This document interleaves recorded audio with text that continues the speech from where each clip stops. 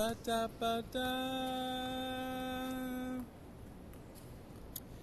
Healing yourself. Oh, my skin feeling. Healing for the universe. As y'all can see, my skin is dry.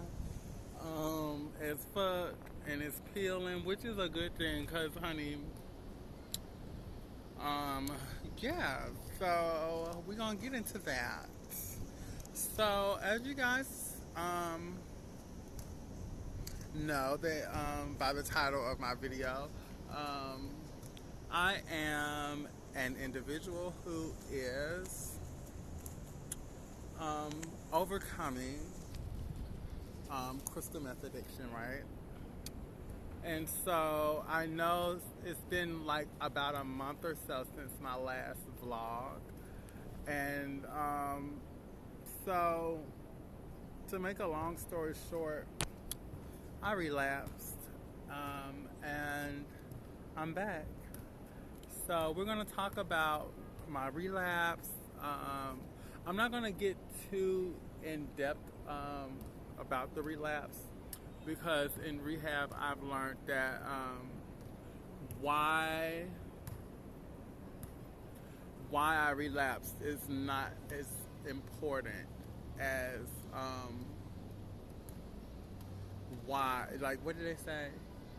The relapse is like not the most important thing, more so than what kept me on the run as long as it did. And as y'all know, it's like I said, I haven't been recording my vlogs for about a month now. So I've been on a run for about a month.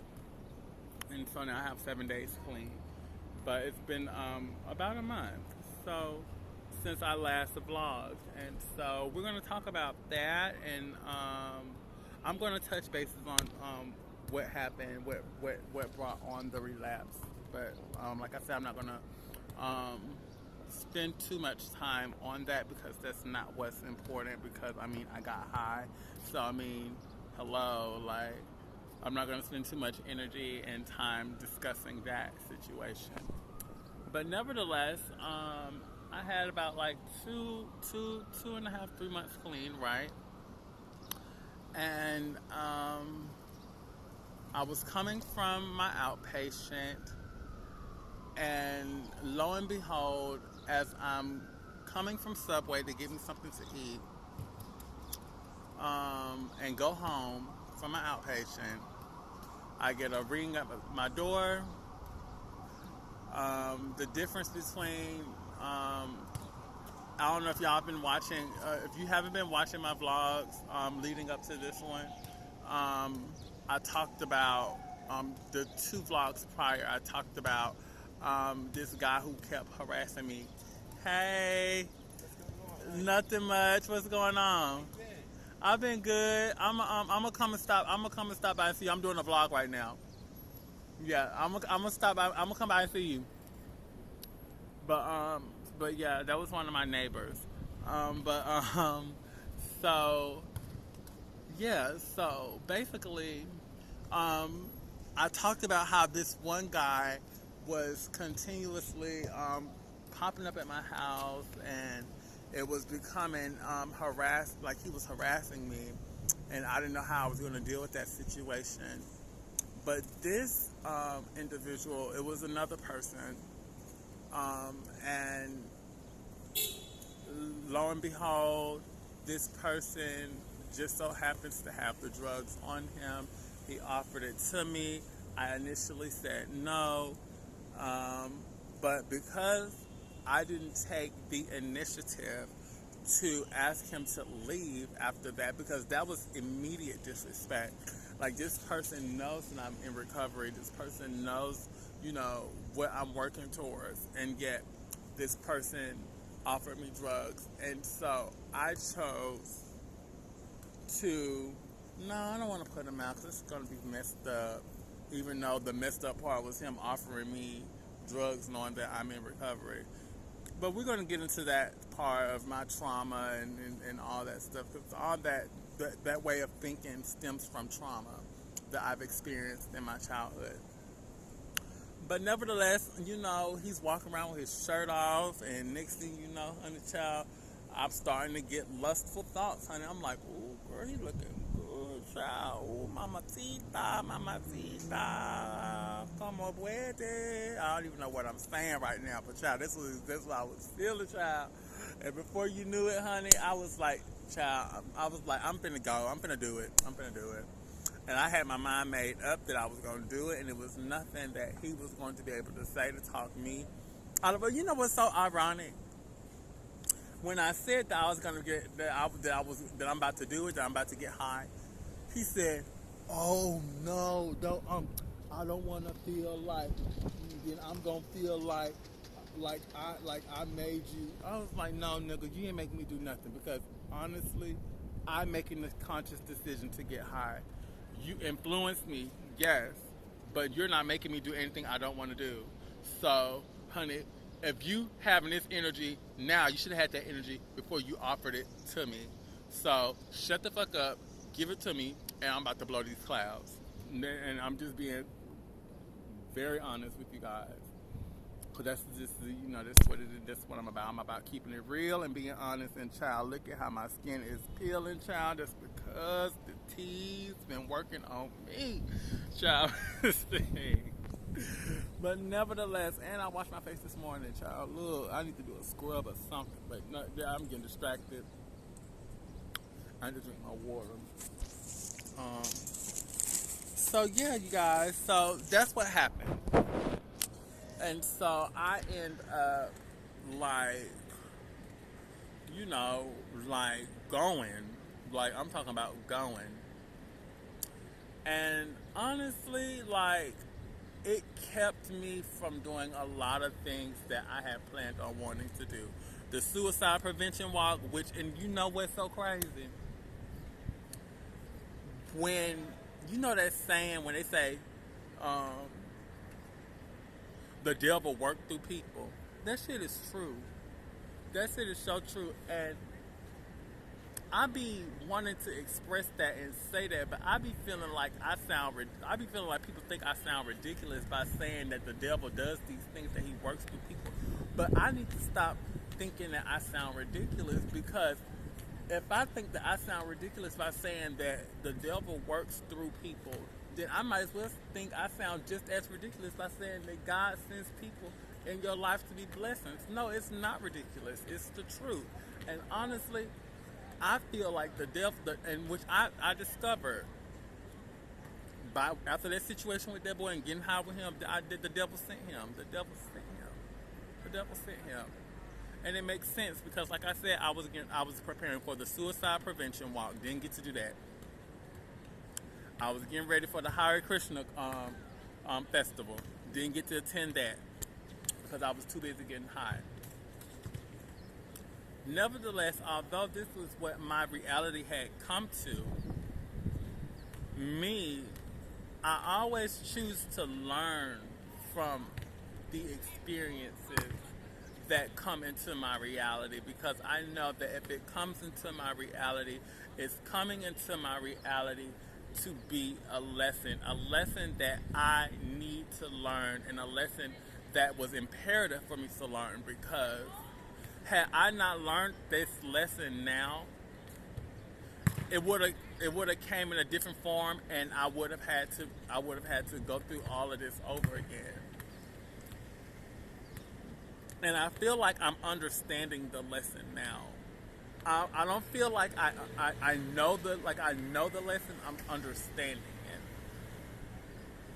it. And so yeah, like I wasn't able to do the things that I had like my heart set on doing.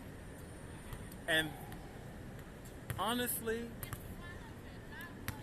those things are like stepping stones, like little examples of the major goals and the major things that I want to accomplish. That I'm sorry, y'all. I'm keeping my eyes on these children. They just kicking this ball over here, and baby, they need to kick that ball somewhere else, because if that ball hit me, I'ma know something. and they gonna know something too. But anywho, I'm sorry, y'all. My anxiety is on 10 right now because these children is really kicking this ball in my direction, and they have no regards to the fact that I'm sitting right here. But nevertheless, I just allowed that to distract me, and that was one of the lessons. I distract easily, but no, but we're gonna keep going. What was I saying? See, that done dang gonna tick me off. That done tick me off. I'm really hoping y'all don't have to see me cut a food with these children, but that ball get too close to me. Y'all gonna see me, or y'all gonna see Hazel Mullins come out of me.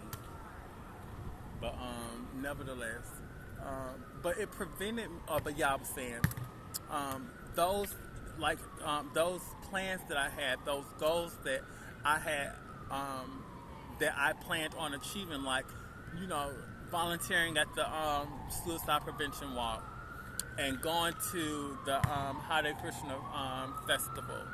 Those were like setups to prepare me for the goals and the plans that I have in the future. Now, this is how God came in, and I do believe, and I do know without a question of a doubt, that God gave the devil permission to work on me, because God wanted to see if I was ready. God wanted to test me to see if I was ready to go to that next level where He's trying to take me, and I wasn't ready. Because see, what happened is, say for instance, it was something greater than the Hare Krishna festival, and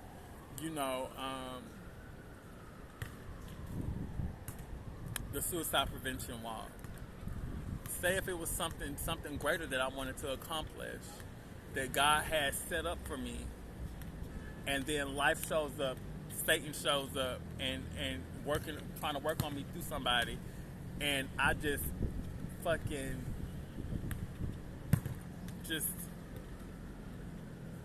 fuck it up, because I wasn't ready. This is why I feel like this lesson came into my life at the time that it did, because God felt like I was not ready, or He wanted to see if I was ready, but I wasn't ready. That doesn't necessarily mean that I'm a bad person. That just means that I had more work to do. And so over this past month, I had to do some work. Although I was getting high, don't get me wrong, it was not just, me having a good time and getting high, and it was a lituation. Like, it's,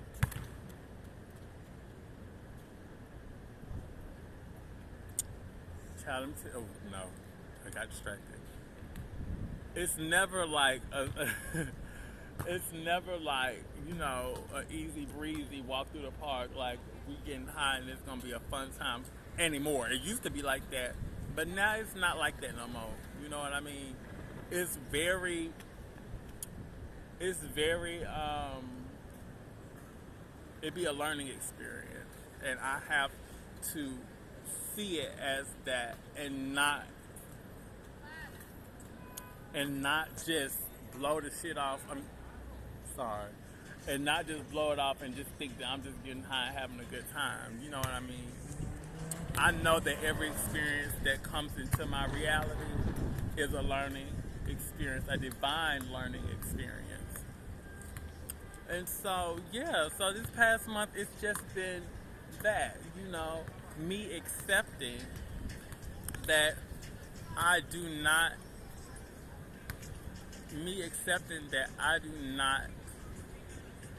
what is it? What did I discover last week? Not that I know it all, but these children is just really distracting me. I need to, and that's something else I need to work on, not being so easily distracted.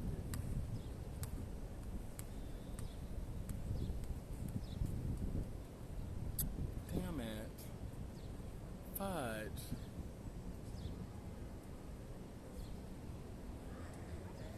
having like, oh, I just wish they would stop kicking that ball over here. Oh, it's like I need to stop letting it distract me. But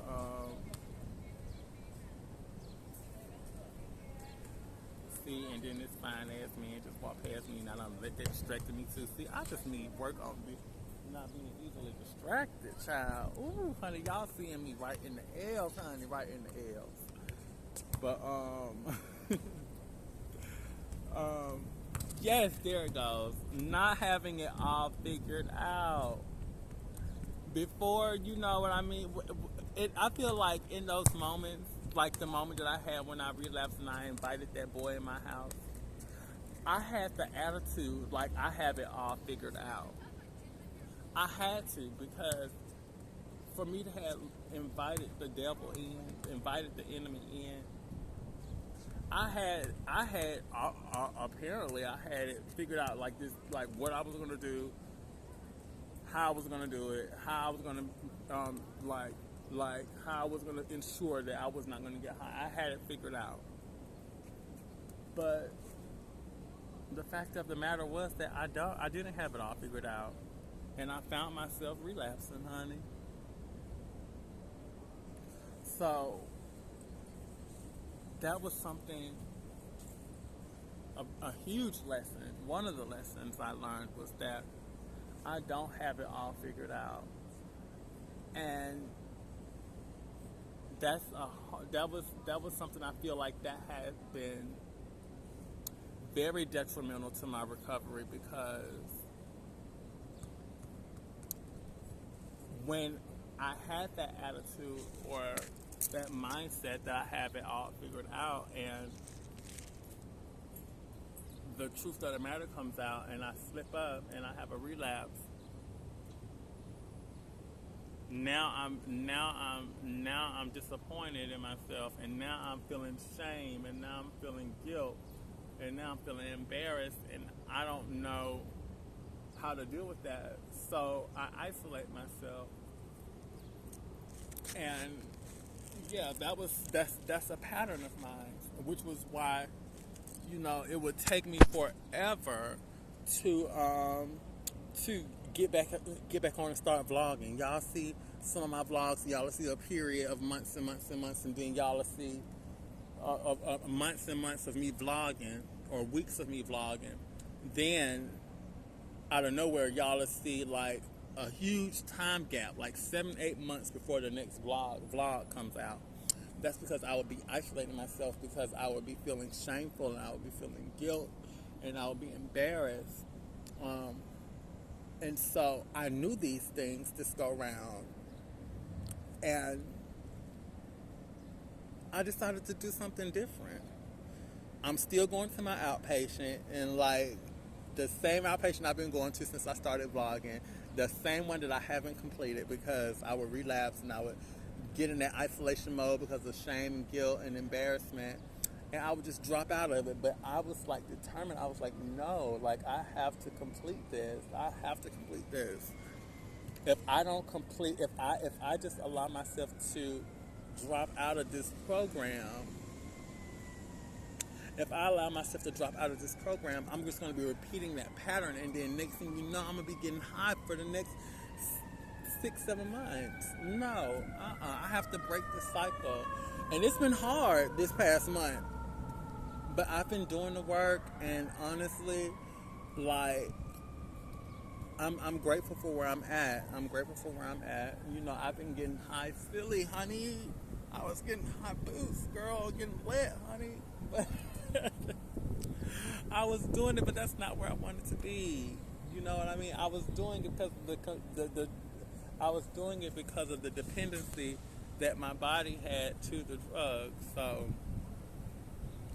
I'm very grateful for where I'm at, and I'm very grateful to have the opportunity to be doing this vlog right now at the moment that I'm doing it, because for a long time it would take me a minute to get back to the swing of things and stuff like that. So it means a lot for me um, to come and bring you guys this in um, the midst of my storm, like coming out of my storm. You know what I mean? And I'm very grateful. I'm very grateful. God has been ever present. But he has been ever present. Krishna has been ever present, and Jesus have been ever present. My angels, they've all been ever present. That's why I have to give them the praise and I have to give them the glory, because this could have went a whole nother way. This could have went how it usually went. You know what I mean?